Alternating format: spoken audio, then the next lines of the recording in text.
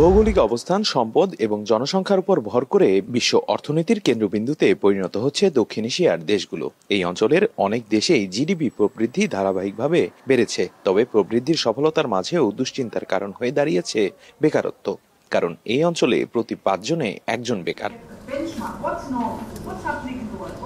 বৃহস্পতিবার সকালে রাজধানীর ব্র্যাক সেন্টারে সানেম ও বিশ্বব্যাংকের আয়োজনে দক্ষিণ এশিয়ার কর্মসংস্থান পরিস্থিতি নিয়ে সেমিনারে উঠে আসে এ তথ্য। বক্তারা বলেন, বাংলাদেশের প্রবৃদ্ধি বাড়লেও দক্ষিণ এশিয়াতে সর্বোচ্চ বেকারত্বের হার।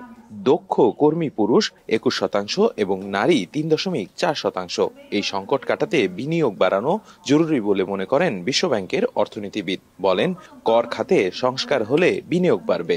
They would only be 46% as productive as if they had received full education and full health, according to a global index.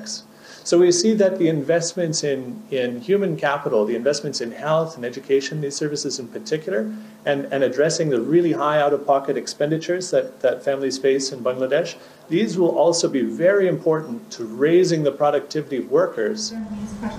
গবেষণায় উঠে এসেছে, কর্মক্ষেত্রে বিগত বছরগুলোতে পুরুষ কর্মী কমার পাশাপাশি নারীদের অংশগ্রহণও কমেছে। তৈরি পোশাক খাতের উপর থেকে নির্ভরতা কমিয়ে নতুন খাতে অর্থনীতি প্রবাহ নেয়ার তাগিদ দেন বক্তারা।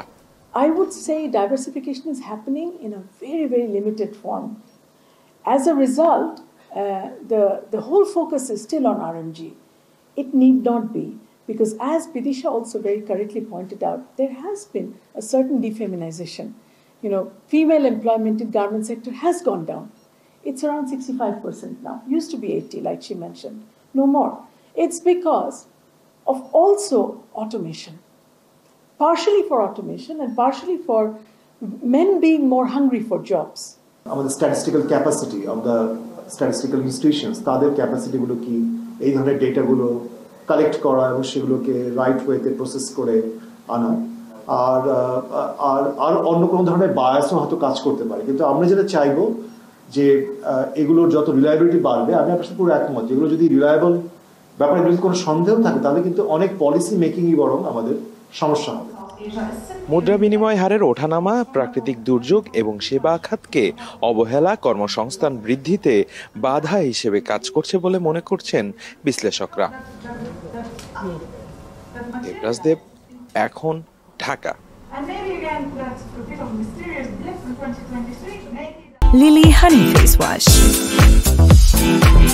Lily, always be beautiful.